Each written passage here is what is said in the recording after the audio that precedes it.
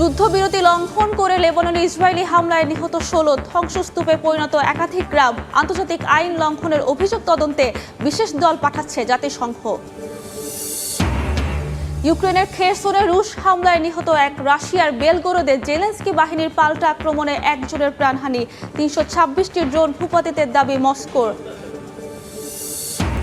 এবং জমকালো আয়োজনে মেক্সিকোতে আজ পর্দা উঠছে বিশ্বকাপের উদ্বোধনী ম্যাচে স্বাগতিকদের প্রতিপক্ষ সাউথ আফ্রিকা।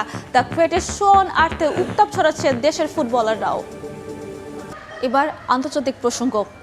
ডোনাল্ড ট্রাম্পের হুমকির পর ইরানে আবারও হামলা চালিয়েছে যুক্তরাষ্ট্র। বন্দর আব্বাস সহ কয়েকটি শহরে বিস্ফোরণের শব্দ শোনা গেছে। জবাবে কুয়েত, বাহরাইনে মার্কিন ঘাঁটিতে আঘাত এবং হরমুজে 2টি জাহাজে হামলার দাবি করেছে ইরানের বিপ্লবী গার্ড বাহিনী। একই সঙ্গে হরমুজ প্রণালী আবারও বন্ধের ঘোষণা দিয়েছে তেহরান। বুধবার রাতে ইরানে আবারও হামলা চালায় যুক্তরাষ্ট্র। মার্কিন প্রেসিডেন্ট ডোনাল্ড ট্রাম্পের কঠোর হুমকির পরপরই বন্দর আব্বাস সহ ইরানের কয়েকটি শহরে বিস্ফোরণের খবর পাওয়া যায়। মার্কিন সামরিক বাহিনী সেন্ট্রাল কমান্ড সেন্টকম নিশ্চিত করে, প্রেসিডেন্টের নির্দেশনায় ইরানের একাধিক লক্ষ্যবস্তুতে অভিযান চালানো হয়েছে।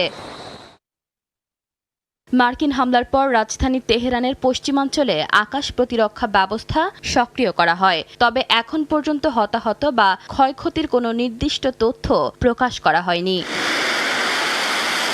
জবাব দিয়েছে ইরানও। কুয়েত ও বাহরাইনের মার্কিন ঘাঁটিতে হামলার দাবি করেছে আইআরজিসি। হরমুজ প্রণালী বন্ধ করে দিয়েছে তেহরান।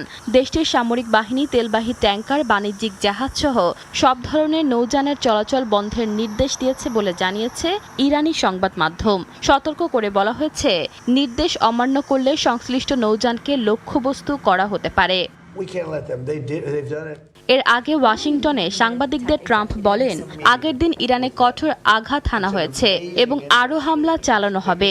একই ধরনের বার্তা দেন মার্কিন সমরমন্ত্রী পিট হেগসেথও। অন্যদিকে ইরানের প্রেসিডেন্ট মাসুদ পেজেশকিয়ান বলেছেন, যে কোনো চাপ বা হুমকির বিরুদ্ধে কঠোরভাবে দাঁড়াবে তেহরান।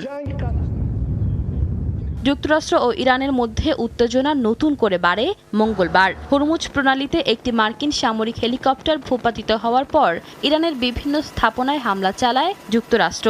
জবাবে জর্ডান, কুয়েত ও বাহরাইনে মার্কিন ঘাঁটি লক্ষ্য করে ক্ষেপণাস্ত্র ও ড্রোন হামলা চালায় ইরান। তবে চলমান উত্তেজনার মধ্যেও দুই দেশকে আলোচনার টেবিলে ফেরাতে কূটনৈতিক তৎপরতা অব্যাহত রয়েছে। এরই অংশ হিসেবে কাতারের একটি প্রতিনিধি দল তেহরানে সফর করেছে। ইশিতা আক্তার, সময় সংবাদ। দক্ষিণ লেবাননে ভয়াবহ ইসরায়েলি হামলায় প্রাণ হারিয়েছেন অন্তত 16 জন, আহত হয়েছেন আরও 17 জন। টাইর, বেকা উপত্যকা ও নাবাতি জুড়ে বিস্তৃত হামলায় ধ্বংসস্তূপে পরিণত হয়েছে একাধিক শহর ও গ্রাম। আবারও বাস্তুচ্যুতি, আতঙ্ক আর ধ্বংসযজ্ঞ ছড়িয়ে পড়েছে উপকূল থেকে সীমান্ত পর্যন্ত। এদিকে লেবাননের যুদ্ধাপরাধ সহ আন্তর্জাতিক আইন লঙ্ঘনের অভিযোগ তদন্তে বিশেষ দল পাঠাচ্ছে জাতিসংঘ। দক্ষিণ লেবাননে আবারও ভয়াবহ ইসরায়েলি হামলা। স্থানীয় সময় বুধবার দক্ষিণ লেবাননের টাইর ও আশপাশের এলাকায় ইসরায়েলি হামলায় বহু মানুষ হতাহত হন। বেকা উপত্যকার কয়েকটি শহরে হামলা চালানো হয়। নাবাতিয়া অঞ্চলের একাধিক শহরে কামান ও বিমান হামলা একসঙ্গে চলে, ফলে পুরো দক্ষিণাঞ্চলে ছড়িয়ে পড়ে আতঙ্ক ও ধ্বংস। টাইর জেলায় কয়েকটি এলাকায় প্রাণহানির ঘটনা ঘটে, যেখানে ধ্বংসস্তূপের নিচে আটকে পড়াদের উদ্ধারে অভিযান চলছে।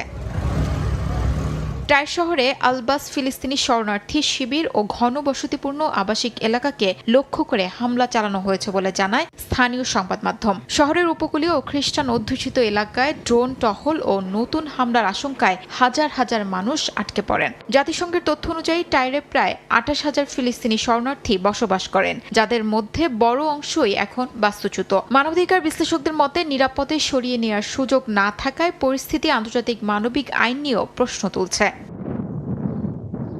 এদিকে দক্ষিণ লেবাননে স্থল অভিযানের সময় সন্দেহভাজন কয়েকজনকে আটক করে ইসরায়েলে নিয়ে গেছে নেতানিয়াহু বাহিনী। সেনাবাহিনীর দাবি, সম্ভাব্য হুমকি যাচাইয়ের জন্য তাদের জিজ্ঞাসাবাদ করা হচ্ছে। তবে আটক ব্যক্তিদের পরিচয় বা অবস্থান সম্পর্কে বিস্তারিত কিছুই জানানো হয়নি। এ ধরনের অভিযানকে কেন্দ্র করে সীমান্ত অঞ্চলে নতুন করে উত্তেজনা আরও বাড়ছে, যেখানে স্থানীয়দের মধ্যে ভয় ও অনিশ্চয়তা ছড়িয়ে পড়ছে।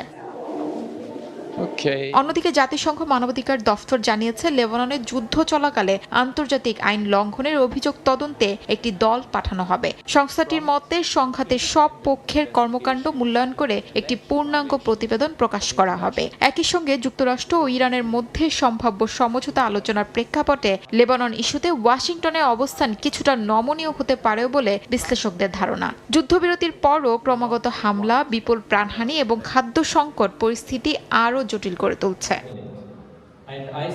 শিউলি রোজা, সময় সংবাদ।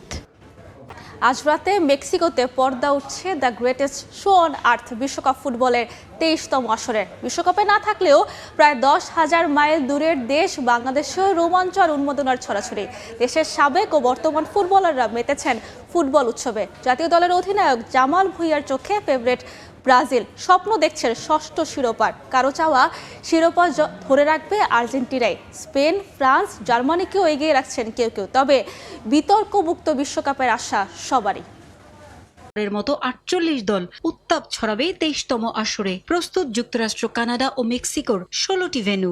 বিশ্বকাপের রঙে রঙিন বাংলাদেশও। সমর্থকদের মতো দেশের সাবেক ও বর্তমান ফুটবলাররাও অপেক্ষায় প্রিয় দলের জার্সি গায়ে ফুটবল রোমাঞ্চে বুঁদ হওয়ার।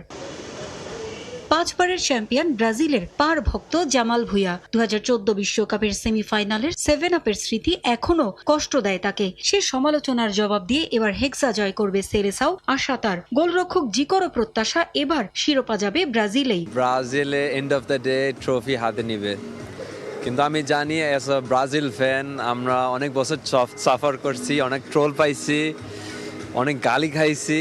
সো আশা করি এই ওয়ার্ল্ড কাপে it will be ব্রাজিলের। ভিনিসিয়াস জুনিয়র যদি ভালো করে, ব্রাজিলটা ওয়ার্ল্ড কাপ যদি জিতে তাহলে অনেক খুশি হব। আর ফেভারিট গোলকার মার্টিনেস অলওয়েজ। আর্জেন্টিনার কট্টর সমর্থক জায়ান আহমেদ। এবার মেসির হাতেই শিরোপা উঠবে প্রত্যাশা তার। তার সঙ্গে সুর মেলালেন যুব ও ক্রীড়া প্রতিমন্ত্রী আমিনুল হকও। কারো পছন্দ মেসি, কেউ আবার বাজি ধরেছেন রোনালদোর পক্ষে। স্পেন, জার্মানি, ফ্রান্সকেও এগিয়ে রাখছেন কেউ কেউ। আমি ব্রাজিলের সাপোর্টার, ডেফিনেটলি আমার সকল ভোলাবাসীও ব্রাজিলের সাপোর্টার। Spain and Portugal দুইটা অনেক strong team, but I think out of those two, Spain has a better chance. You know, I mean, I think my new favorite player is Lamine Yamal now, so ওকে দেখতে অনেক excited. অবশ্যই আর্জেন্টিনার প্রিয় দল। আর হচ্ছে এবার হয়তো যদি ইনশাল্লাহ সবকিছু ঠিকঠাক থাকে আমি হয়তো একটা ম্যাচ দেখতে যেতে পারি। সো আমি এই জন্য খুব এক্সাইটেড। আমার কাছে মনে হয়েছে আর্জেন্টিনা টিমের বন্ডিংটা সবচেয়ে ভালো, কারণ তাদের নেতৃত্ব এবং টিমমেটদের যে কম্বিনেশনটা, তারা চেন অফ কমান্ড, টিমমেটদের একটা সবচেয়ে বড় যে একটা সাপোর্ট, এটা কিন্তু তার বহিঃপ্রকাশ হয়েছে। নতুন দেশ ও নতুন তারাদের জয়গানে বিতর্কমুক্ত বিশ্বকাপের আশা দেশের সাবেক ও বর্তমান ফুটবলারদের। পারভিন আক্তার, সময় সংবাদ।